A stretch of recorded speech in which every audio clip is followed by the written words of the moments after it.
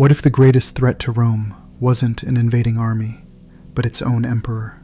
Not from a foreign land, but from within the palace walls.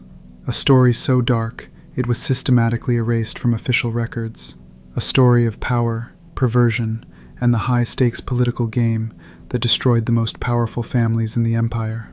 This isn't the gladiator fantasy Hollywood sold you. This is the truth about Emperor Commodus. The year is 182 AD. The Roman Empire is at its peak, but its heart is rotting. Emperor Commodus, son of the revered philosopher king Marcus Aurelius, has been on the throne for 2 years, and he is bored. The tedious work of governance, beneath him. The Senate, a gathering of old men. He craves a different kind of thrill, a more personal kind of entertainment, and his gaze is about to turn from the arena to the aristocracy. He didn't just want their loyalty. He didn't just want their wealth. He wanted their most prized possessions, their dignity, their legacy. He wanted their wives. This is the twisted story of how Emperor Commodus's forbidden desires created a secret reign of terror, targeting the wives of Rome's most powerful senators. A systematic campaign of psychological manipulation and moral corruption that ruined lives, shattered families, and revealed the true price of absolute power. This is a dark history of the twisted desires of Emperor Commodus. The stage was set in a Rome glittering with marble and dripping with gold. But beneath the surface, a new kind of fear was spreading. Commodus, the boy emperor who inherited the world, was not the man his father was. Where Marcus Aurelius wrote meditations on virtue and duty, his son dreamed of being Hercules reborn. He fought in the arena as a gladiator, a scandalous act that shocked the aristocracy. But that was merely the public spectacle. The private horror was far worse. Imagine being a senator during this time. You've spent a lifetime building your family's name, your reputation, your legacy. You have a beautiful, intelligent wife, the matron of your household, a symbol of your status and honor. Then, you receive an invitation, not to a political debate, not to a war council, but to a private, imperial gathering. The summons is not a request. It is a command, and you know, with a cold certainty in your gut, that you are not the primary guest of interest. Your wife is. The historian Cassius Dio, a senator who lived through this very period, wrote of the greatest evils that began to fester in Rome. He spoke of Commodus's unbounded licentiousness and his habit of collecting women of noble birth. But these dry historical accounts hide the raw human terror, the forced smiles, the calculated compliments that were really threats, the way a powerful man would suddenly become powerless, forced to offer up his own wife to the emperor's whims to save his own life, his family's fortune, his very bloodline.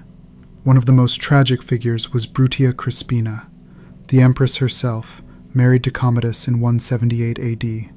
She was the daughter of a consul from one of the most illustrious families in Rome, yet by 182 AD, she was exiled to the island of Capri and later executed. The official charge was adultery. The truth?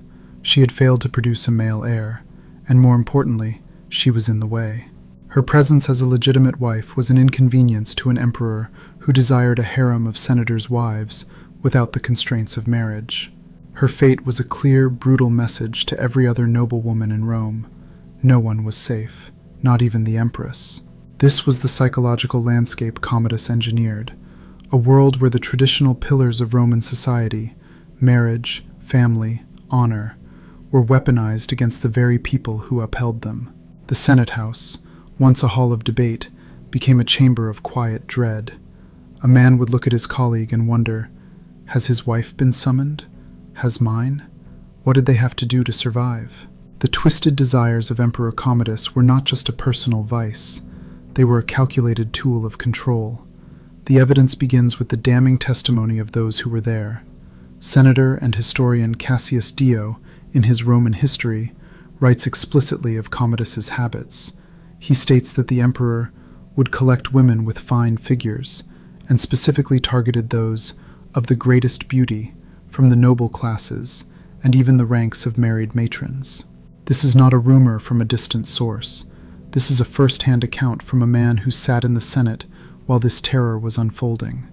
He describes a palace that had become, in effect, a private brothel, stocked with the unwilling wives and daughters of the political elite. The historical record provides specific, heartbreaking names that confirm Dio's general claims. Take the case of Vitrasia Faustina. She was not just any senator's wife. She was the daughter of the former Emperor Antoninus Pius's sister, making her a direct member of the extended imperial family. According to the Historia Augusta, another crucial source, Commodus included her among his concubines. This was more than an affair. It was a symbolic act of domination over his own royal bloodline, a demonstration that no familial tie was sacred enough to protect a woman from his twisted desires. Then there is the archaeological evidence. A series of coins and inscriptions from this period tell a silent but revealing story.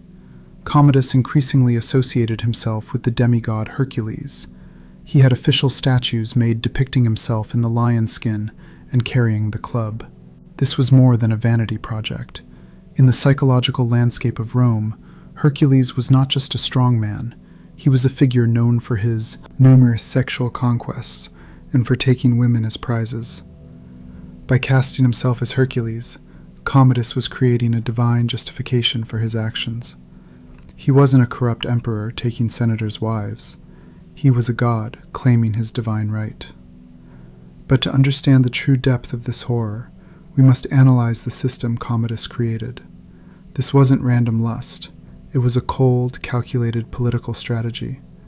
The traditional path to power for a Roman emperor was through the military or the Senate.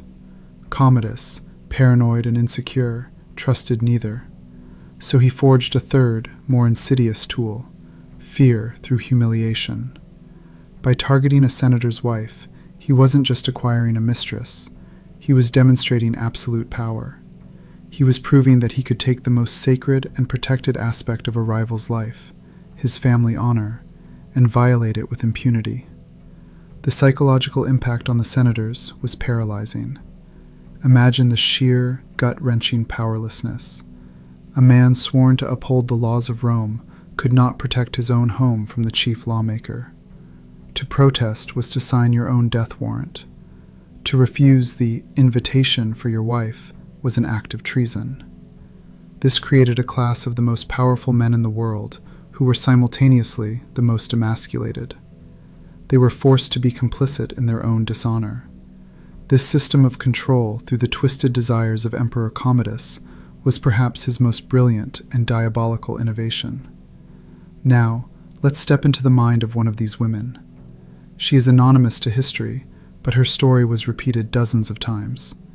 She is a respected matron, a mother, the keeper of her family's religious rites.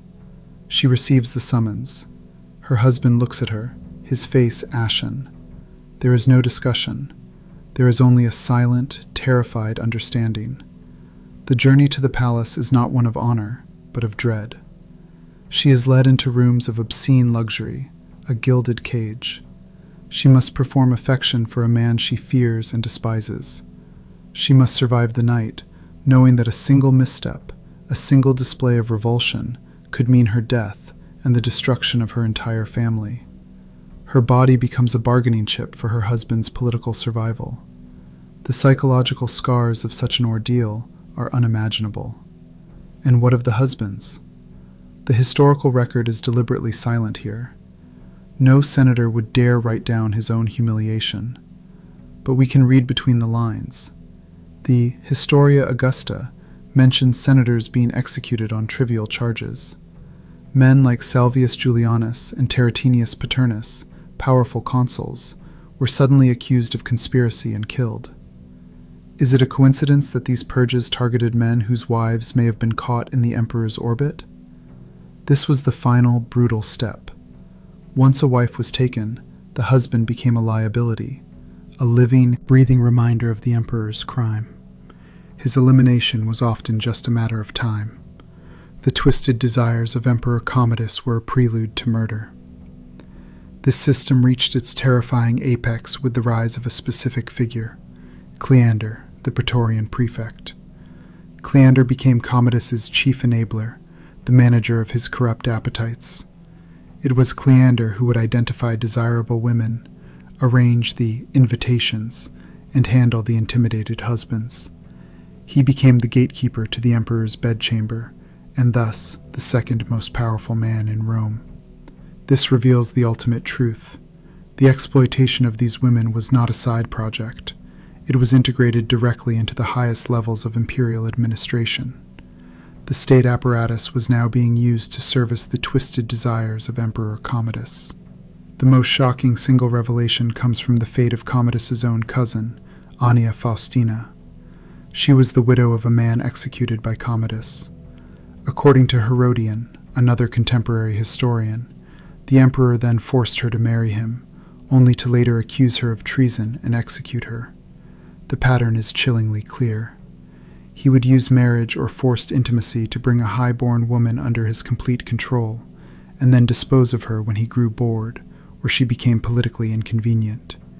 This was a cycle of consumption and disposal, treating the most noble women in the empire as disposable objects. The immediate consequences of this reign of terror were a political and moral rot that seeped into the very foundations of the Roman Empire. The Senate, the traditional heart of Roman governance, was rendered utterly powerless. Its members were no longer statesmen, they were hostages, their loyalty enforced not by shared purpose, but by the terror of what might happen to their families behind palace doors. This systemic emasculation of the ruling class created a leadership vacuum. With the aristocracy paralyzed, real power flowed to those who managed the emperor's vices, men like the prefect Cleander. The result was a government run by opportunists and sycophants, concerned only with maintaining their position by feeding the emperor's darkest appetites. The state was no longer governed, it was merely managed for the pleasure of one man. The legacy of this period extends far beyond the fall of Commodus himself. When he was finally assassinated in 192 AD, strangled in his bath by a wrestler, the empire didn't breathe a sigh of relief and return to normal. It plunged into the year of the 5 emperors, a brutal civil war. The reason was simple. Commodus had systematically destroyed the mechanisms of stable succession and the authority of the Senate. He had shown that power was purely about personal strength and ruthlessness, not law or tradition. The precedent he set, that an emperor could rule by whim and terror, using the families of his subordinates as pawns, would haunt Rome for centuries. The era of the good emperors was over. The age of the tyrants had begun. But this is more than ancient history. The patterns we see in the twisted desires of Emperor Commodus are terrifyingly modern. This is the ultimate blueprint of the corrupt autocrat. It's not just about accumulating power. It's about demonstrating that power by transgressing every social and moral boundary. It's about showing the ruling class that their wealth, their status, and their ancient lineage mean nothing, that their wives and daughters can be taken on a whim. This is a psychological weapon used by dictators throughout history to break the spirit of their potential rivals. It creates a culture of complicity where everyone is guilty, and therefore everyone is silent. The human cost is the timeless element here. The story of these senators' wives is a stark reminder that the first casualties of absolute power are often dignity, autonomy, and the sanctity of private life. Their suffering, lost to the official records but screaming from the margins of history, represents countless other victims across time whose lives were shattered by the unchecked desires of the powerful. Their ordeal forces us to ask a difficult question. What is the true price of political stability when it is built upon the silent suffering of the innocent? The twisted desires of Emperor Commodus reveal a universal truth. When a leader's private morality collapses, the collapse of the state is never far behind. And so we return to our beginning, to the glittering marble and the silent dread. The story of Commodus and the senators' wives is not a salacious tale from a dead world. It is a warning. It's a case study in how power corrupts, and how absolute power corrupts in the most intimate and humiliating ways imaginable. It shows us that the greatest threats to a society are not always external armies, but the internal decay of its values, the silencing of its elite, and the transformation of its institutions into instruments of personal pleasure and control. This dark chapter in history was brought to you by the patrons and subscribers who support this channel, allowing us to unearth the truths that time tried to bury. If you've made it this far, you understand that history is not just about dates and battles. It's about the human psyche, the patterns of power, and the lessons we desperately need to remember. If you want to continue this journey into the shadows with us, hit that subscribe button and ring the bell. We are just getting started. Because one question still remains, a ghost in the historical record. What about the children? The offspring born from these forced, terrifying unions in the palace. Their fates are one of Rome's most carefully guarded secrets. A secret we will uncover next time.